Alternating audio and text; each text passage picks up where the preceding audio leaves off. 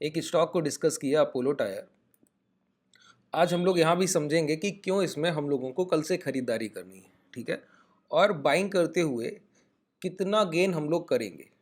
और एक कारण ये कि खरीदना है तो क्यों खरीदना है। बिना जाने समझे कोई भी बाइंग नहीं की जा सकती। ना तो आप मुझ पे बिलीव कर सकते हैं ना किसी और पे। अगर मैं आपको उसका कोई कारण बता सकता हूँ, ऐसा एक लॉजिक जिससे आप समझ पाएँ कि हाँ खरीदारी तो बनती है, तो आप ज़रूर खरीदिए। देखिए, जो भी हम लोगों ने सीखा उसकी बात करेंगे और कुछ नया सीखेंगे साथ में।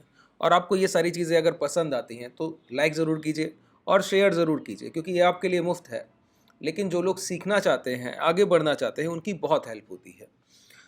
समझिए ज़रा, कल के सेशन में और इसके पिछले सेशन में मैंने डिस्कस किया कि एक डाउनफॉल प्राइस, गिरते हुए प्राइस में कब खरीदारी की जानी चाहिए। तो मैंने कहा कि डाउन ट्रेंड में गिरते हुए प्राइस को कभी भी डिस्काउंट प्राइस नहीं मानना चाहिए। ऐसा नहीं मानना चाहिए कि आपको कोई भी चीज़ सस्ते में खरीदने को मिल रही है तो खरीद ली जाए, नहीं। खरीदने का तरीका क्या होगा, एक डाउन फॉल में जो प्राइस है पहले वो धीमा होगा, रुकेगा, रुकने के बाद कंसोलिडेशन होगा। कंसोलिडेशन का दूसरा अर्थ ही एक्यूमुलेशन होता है कि प्राइस कहीं अगर रुक रहा है, एक दायरा बना रहा है, तो वहाँ खरीदारी हो रही है। और खरीदारी के कारण प्राइस उस जोन से बाहर निकलता है। और ये खरीदारी कितनी बड़ी है इस पे डिपेंड करता है कि प्राइस कितने ऊपर तक जाएगा, ठीक है। अब यहाँ पर क्या हुआ है, देखिए, ये डाउन ट्रेंड में प्राइस था, डाउनफॉल हो रहा था। अब प्राइस धीमा हुआ, धीमा होने के बाद प्राइस ने एक जोन बनाया। अब ये एक्यूमुलेशन जोन हो गया। एक्यूमुलेशन जोन का ब्रेकआउट हुआ, प्राइस हाई की तरफ निकला, ठीक है। अब यहाँ से हम लोग सीखते हैं कि और आगे प्राइस को कैसे देखा जाए, इसके बाद की खरीदारी कैसे की जाए। तो देखिए, रेजिस्टेंस थ्योरी, प्रतिरोध की कॉन्सेप्ट को समझते हैं। प्रतिरोध का कॉन्सेप्ट क्या कहता है, देखिए, रेजिस्टेंस थ्योरी ये कहती है कि सेलर जिस प्राइस से प्रीवियस टाइम सेल करता है, अगर प्राइस लौट के उसी के पास पहुंच जाए तो वहां पर सेलिंग जरूर आएगी, ठीक है। अच्छा, वहां पर सेलिंग आएगी तो जरूर, लेकिन उस सेलिंग को बायर्स अगर खरीद लें तो वो प्रोसेस कैसा दिखेगा, जरा उसको समझने की कोशिश करते हैं। अच्छा, प्राइस का एक कॉन्सेप्ट होता है हायर हाइज। हायर हाइज का मतलब होता है कि प्राइस एक स्तर से दूसरे स्तर तक चलकर जाए और उस स्तर से थोड़ी सी गिरावट के बाद दोबारा लौट के उस स्तर को तोड़ दे। मतलब कोई प्राइस 100 से चलकर 110 हो गया और वहां से थोड़ी सी गिरावट हुई, प्राइस गिरकर 107 तक आया और दोबारा लौटकर 110 को ब्रेक करके 120 तक चला गया, तो नया हाई लग गया। पिछले हाई से एक नया हाई लगने के प्रोसेस को हम हायर हाइज कहते हैं, ठीक है। इसी तरह लोअर लोज, पिछली बार जहां तक गिरावट हुई, लौट कर प्राइस दोबारा उस लो को ब्रेक करके एक नया लो लगा दे, इसको हम लोअर लोज कहते हैं, ठीक है। यहां पर देखिए, हायर हाइज में सेलर को काटने की एक प्रक्रिया दिखती है। कैसे, अगर कोई प्राइस 100 के भाव से गिर रहा है और लौट कर वहीं पहुंचा, तो सीधी सी बात है कि लीनियर लाइन में नहीं पहुंचा होगा, 90 डिग्री के एंगल में प्राइस चलकर नहीं जाएगा, वो करेक्टिव मोड में जाता है कि ऊपर की तरफ दौड़ तो रहा है लेकिन धीरे धीरे करेक्टिव होते हुए, कि इस तरह से प्राइस ऊपर जा रहा है, ठीक है।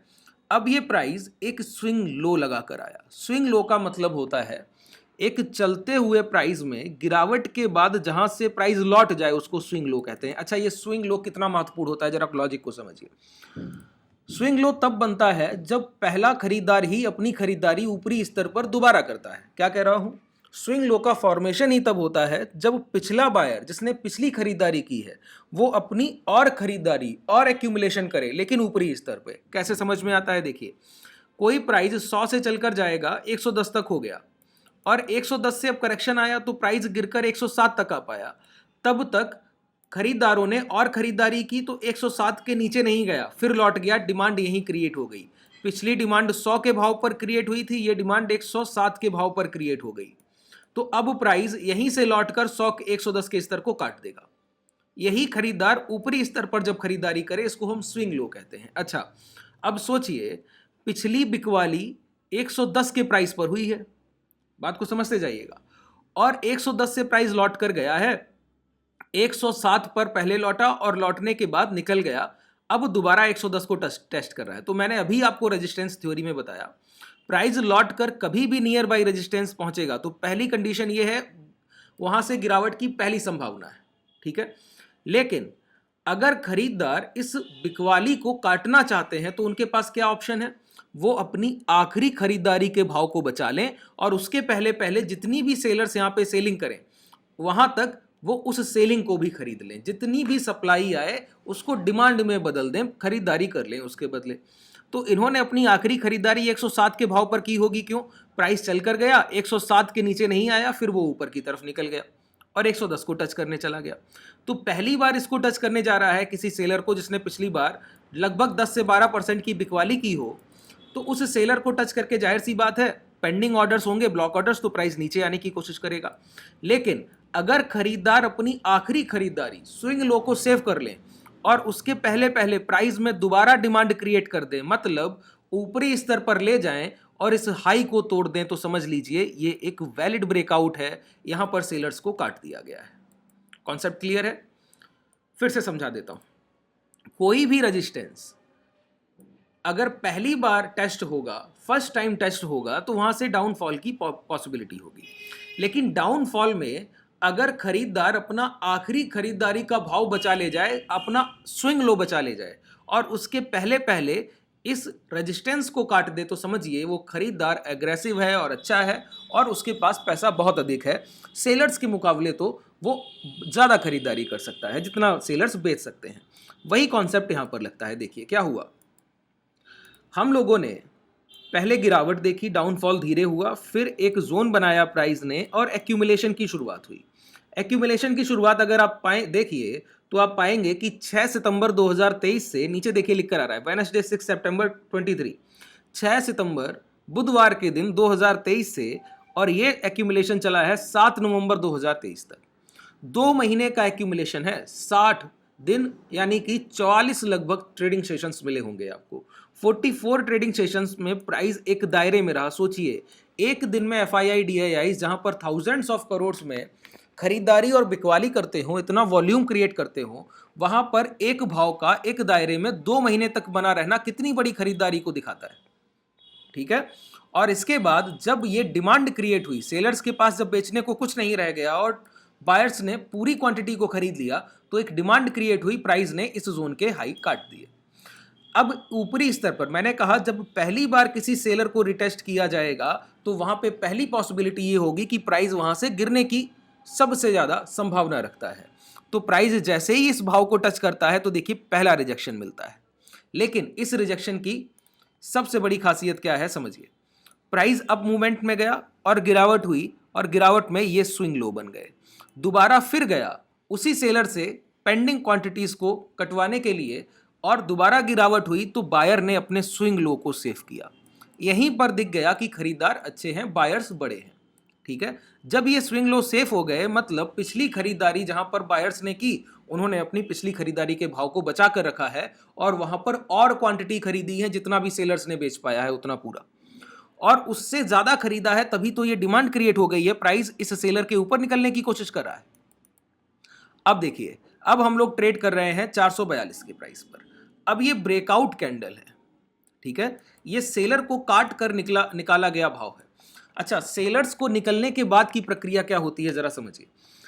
मैंने पहले भी डिस्कस किया है कि किसी भी बॉर्डर लाइन सेलर्स का प्राइस होता है और बायर्स के लिए सपोर्ट का प्राइस होता है, सेलर्स के लिए रेजिस्टेंस का प्राइस होता है। अगर आप किसी की बॉर्डर लाइन सीमा रेखा के अंदर पहला पांव रखेंगे तो उसकी जितनी भी एबिलिटी होगी वो आपको पुश करने की कोशिश करेगा पीछे की तरफ, जितनी भी एबिलिटी होगी। अगर आप अपनी सीमा के अंदर हैं तब तक तो वो धीरे धीरे डिफेंस के साथ आपसे फाइट करते रहेंगे, लेकिन अगर आप उनकी सीमा के अंदर चले गए तो वो नहीं चाहेंगे कि आप और अंदर जाएं, तो जितनी भी क्षमता होगी उस पूरी क्षमता से आप पर वार किया जाएगा। यही सेलर्स के साथ है। अब उन्होंने देखा कि बायर्स ने उनको पूरी तरह से काट दिया है। अब यहां पर ये हॉट जोन है।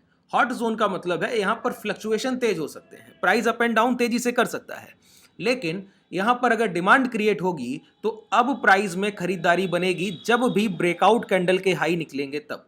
उससे पहले अगर यहां पर कोई भी ट्रैपिंग होनी होगी, डन हो जाएगी। कोई भी प्राइस को दोबारा स्टॉप लॉस हंटिंग करनी होगी, हो जाएगी। उसके बाद ही प्राइस 445 रुपए 85 पैसे, लगभग 446 के ऊपर ट्रेड करेगा।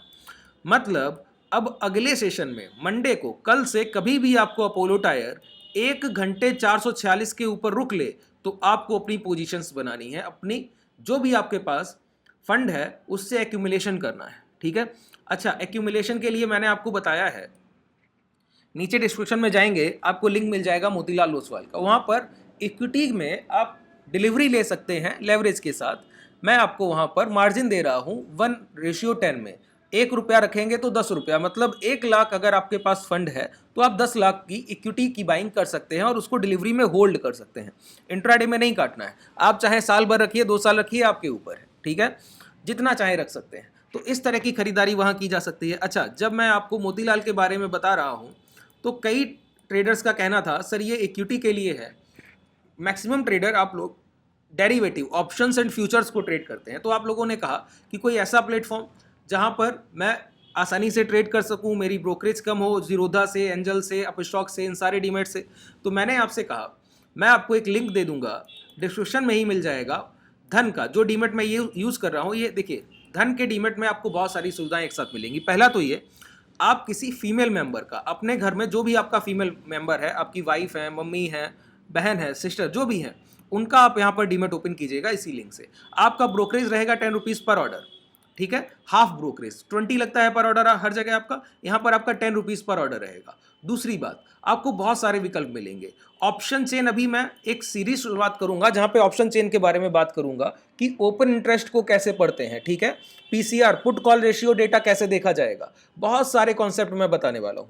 तो यहां पर आपको free of cost option chain मिलेगा देखने के लिए, कोई भी पैसा आपको किसी को पे नहीं करना।